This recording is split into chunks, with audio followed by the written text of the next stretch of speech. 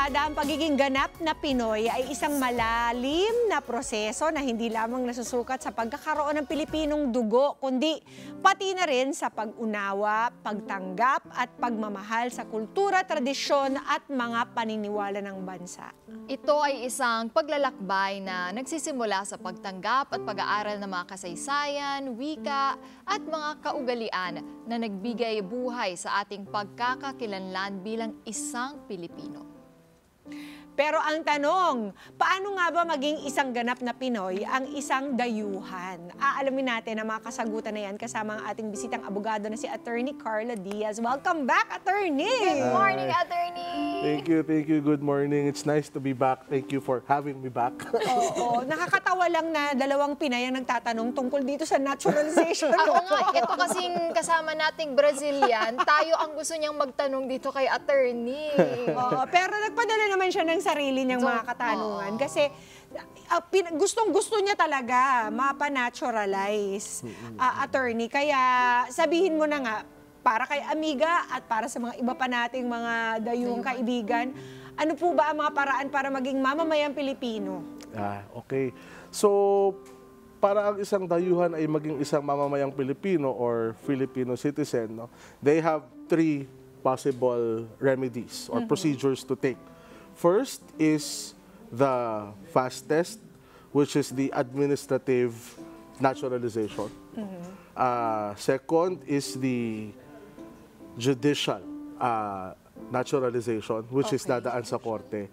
And yung hindi masyadong common pero ginagawa is the legislative naturalization, wherein the Congress will enact a law granting you citizenship.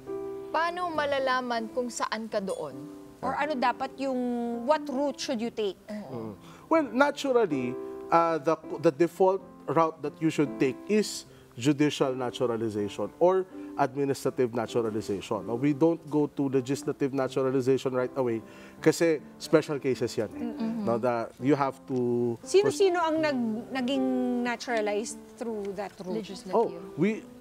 Ang pinaka-popular na mga naturalized through legislative acts, si Marcus Brownlee, what's this, basketball player din siya si Andre Blatch. No? Yun. So, yan, sila yung mga example ng mga, and some of the members of ASCALS, no, were also naturalized through legislative act. No? Kasi sa legislative act, you have to prove that there is really a significant contribution na talagang world or life-changing, diba, na talagang the Congress would really bestow upon you Filipino citizenship. So by default, kung isa kang foreigner, you go through administrative naturalization, which is you will just file your petition for naturalization sa Special Committee on Naturalization sa Office of the Solicitor General, or judicial naturalization if you do not qualify. Kasi may mga qualifications And the most notable qualification pagdating sa administrative naturalization would be, unang-una sa lahat, notwithstanding that you're a foreigner, dito ka dapat pinanganak. No? So pag dito ka pinanganak, in all probability, the administrative naturalization is available to you. No? Pero pag hindi ka pinanganak dito, pero nagsistay ka dito, then the judicial naturalization may be available to you provided na magko-comply ka doon sa residency requirement. And so on and so forth. May mga documentary requirements. So, ibig sabihin ba, Attorney, mas mabilis si administrative? Yes. No? As a general rule, mas mabilis si administrative kasi unlike sa judicial naturalization, pag-file mo kasi ng petition sa judicial naturalization, magkakaroon pa yung tinatawag nating publication requirement. No? So sa publication requirement, yung in short, ipapaskil sa dyaryo, etc. And by default, that's 90 days. And then you go through the usual rules of procedure sa korte. No? May pre-trial pa yan, etc. Trial, tapos direct, and then cross-examine ka pa ng either ng prosecutor or ng Office of the Solicitor General. May kaaway dun sa trial? Kaya nga. Ganito kasi. Okay, yeah. Tinatanong sa akin yan, bakit ganon? No? Kasi remember, we have to remember that Filipino citizenship is not a right. No? We have to accept that. No? Filipino citizenship is a privilege given to you by the state. So, kaya nagkakaroon nung parang kaaway, so to speak. Kasi di ba may prosecutor, may defense lawyer. The reason for that is the prosecutor na deputy ng Office of the Solicitor General is parang he is just making sure na totoo lahat ng Sinasabi mo. totoo lahat ng sinasabi mo sa petition. Kasi ang duty naman ng ating OSG, no, and of course by deputy ng Office of City Prosecutor or Provincial Prosecutor is to make sure na pinoproteksyonan din nila yung State. Republic of the Philippines. Correct. Diba? Na parang, syempre, we have to protect it from those people na parang, kunwari, ganito, tapos gagawin mo Filipino citizen yan eh. Paano Criminal kung gumawa pala. ng kalokohan yan? Masama diba? pala. Mga ganon. Wala namang maikontribute. Yeah. Kaya pinapublish, attorney, para kung merong may kilala dito sa taong to na hindi pala siya upstanding That's right. upstanding person, eh pwede nilang, anong gagawin Iapila. nila? Halimbawa, kilala ko. Tapos, ay, naku, walang kwenta yan. Pupunta ako sa hearing niya, ganun. Yeah, magkakaroon ng announcement yan sa court, no, na parang anyone who is or anyone who are objecting to the petition, speak now. Tapos magtatawag yung either the branch clerk or yung court interpreter. Oh, sino nag-o-oppose? Blah, blah, blah, blah, blah. Oh. Kung wala, wala. Kung meron, and then yon, magkakaroon ng order yan na may ganon, and then sasabihan siya to make the necessary manifestation why he or she or they are opposing the petition. Pag wala, nag-oppose, Pag wala, tuloy yan. matagal tuloy yan. pa What do you rin. mean? Matagal pa rin ang process Proseso. nun. Oh yes, oo. Kasi dadaan pa rin yan ng trial and everything. So, ganun pa rin. No? And in the context of judicial naturalization, mahaba talaga yun. No? Dadaan kasi procedure siya eh. It really needs to be very strict. So, ganun. Pero kasi, attorney, ano ba ang mga benepisyo ng pagiging naturalized ng isang dayuhan when we also know that a lot of people want naman to get their green cards or want residency in a different country? Okay.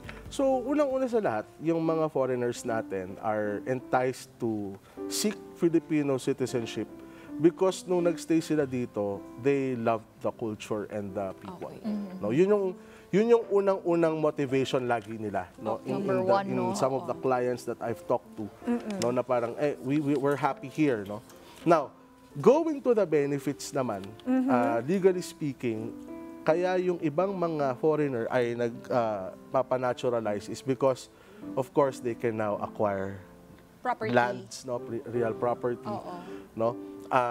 They can do some businesses here. Kasi although they can conduct businesses here, baka maaaring yung gusto nilang industry hindi pwede sa kanila as a foreigner, no? So magpapa-Filipino sila para ma-practice nila like doctors, no, lawyers, kasi kung makikita minsan may mga foreigner na med student, 'di ba? So they cannot practice here, no, unless they are naturalized Filipino. Meron bang At saka yung exchange rate. meron Ang bang laki ng pera ng mga dayuhan dito Tama. pagdating nila dito, di ba? Gusto ko lang matanong, attorney, curious lang ako. Halimbawa ay doon sila sa judicial. So, hindi sila born dito, as in no Filipino blood. Pwede ba silang magkaroon ng hindi nila i-give up yung kanilang passport, tas another passport lang? Hindi siya Dual pwedeng dual citizenship eh. No. Oo.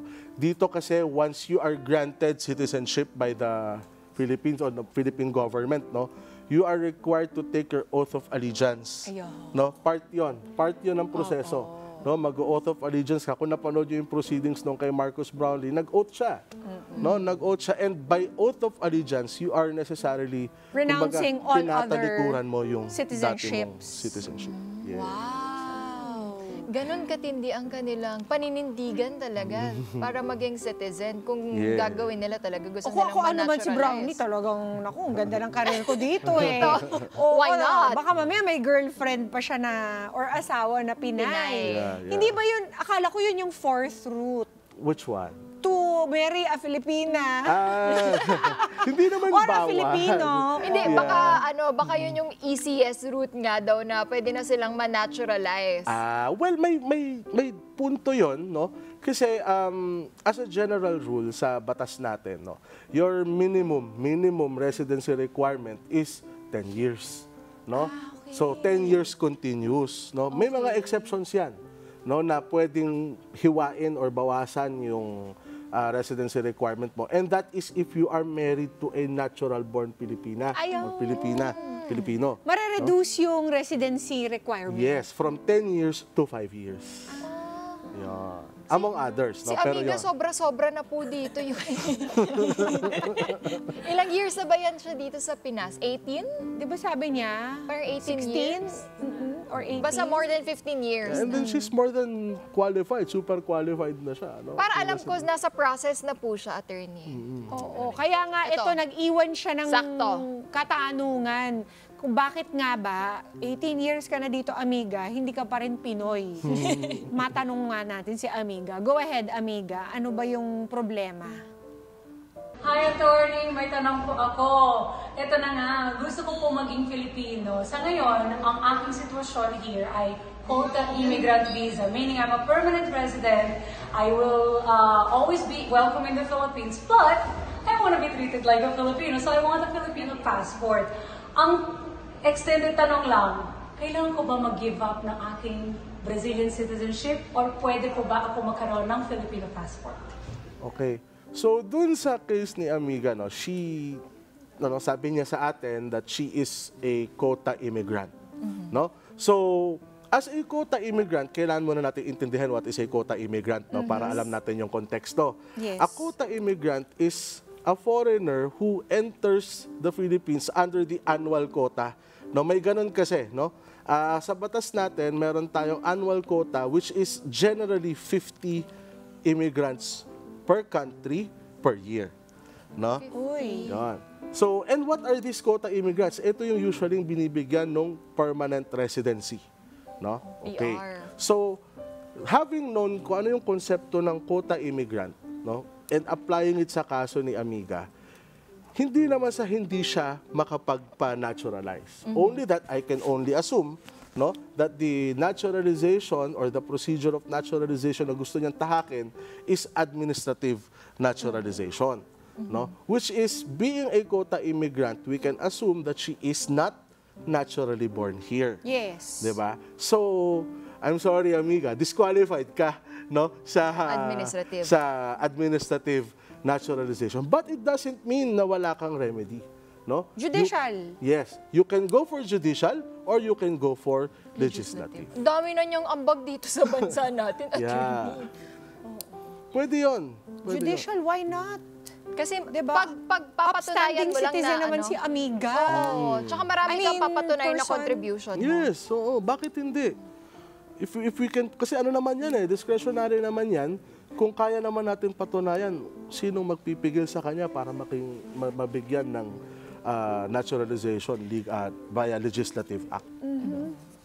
I think, siguro panahon lang ang kailangan ni Amiga para maasikaso niya to. Pero Oras. I feel like, I feel like talaga siya. She ticks all the boxes. Biro mo, attorney, ang galing mag-Filipino.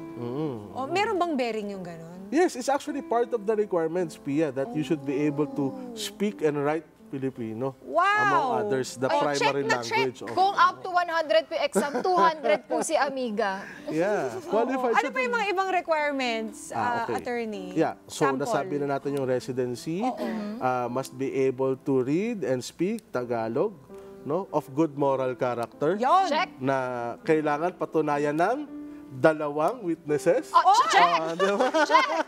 Sa lagay Yeah. Amiga. Yeah, walang kaso, no? Yun.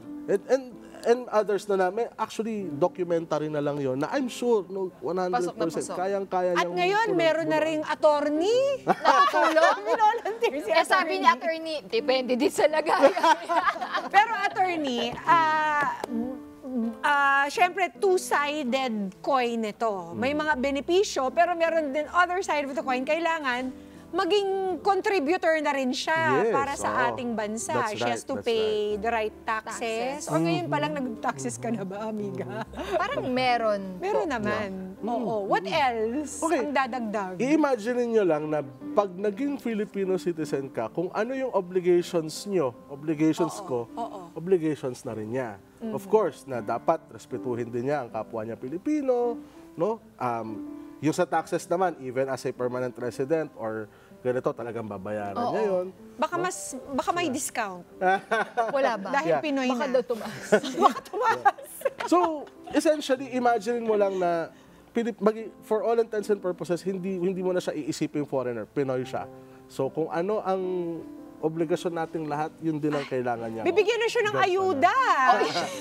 Baka yun yung gusto niya talaga. Pwede na siyang bumoto. Yes, definitely. Diba? Hindi siya makasali sa discussion natin kapag botohan ang ano May mga topic. gusto siyang ambag, attorney, Baka pero gusto hindi niya niya maging maano. politiko. Oh, yes, she can run for office. Why not? Yeah, they can. Siyempre, provided ma-qualify ka sa mga requirements ng candidacy. Pero siyempre, ang unang-una sa lahat is Filipino citizen ka, right? So, Pwede siya maging presidente, hindi. ay, natural born pwede. yan. Natural Because there are offices which doesn't require natural born Oo. citizens. Hanggang saan lang? Yung pwedeng Senador? Yeah, we'll have to check on that. Kasi hindi ko memorize yun. Kailangan babalik ka dito, attorney, ha? Yan ang next. Third guesting daw ulit.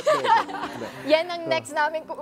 Yun ang unang-unang tanong namin sa'yo. Sabi ni pagbalik mo. attorney, well, ano muna, one step at a time. Pero thank you so much, attorney. Maraming salamat po sa pagsagot ng aming katanungan, pati pagtulong na rin kay Amiga in advance. Yes. Feel namin yung ano niya, attorney, yung talagang willingness, yung talagang eagerness to become a true Filipino blue citizen. Pinoy citizen. Kaya for consultations of Amiga and otherwise, attorney, saan ka ba mahahanap ng mga kada? Oh, yeah. So you can find us in TikTok, Facebook. No, we are Sadsad Tamesis, legal and accountancy firm. You can also go to our website, which is www.sadsadtamesislaw.com. Thank you so much, attorney. Thank you Maraming very much. salamat. Kausap ni attorney. Maraming pong salamat. Dami natututunan. At mga kada, isang pagpatunay na ang pagiging ganap na Filipino ay isang patuloy na proseso na nag-uugat sa pagtanggap at pagpapahalaga sa sariling pagkatao at kultura. Ito po ay isang hamon at oportunidad para sa mga dayuhan kagaya ni Amiga na maglakbay patungo sa mas malalim na pag-unawa at pakikiisa sa diwa at kalayaan ng bansa. Diyan lang po kayo. Sayang pala, Mama Pi, wala siya dito. Na-rehearse na siya. Nagkanta bakil na naman yun. Let's get together. Sunday 25. Sunday 25.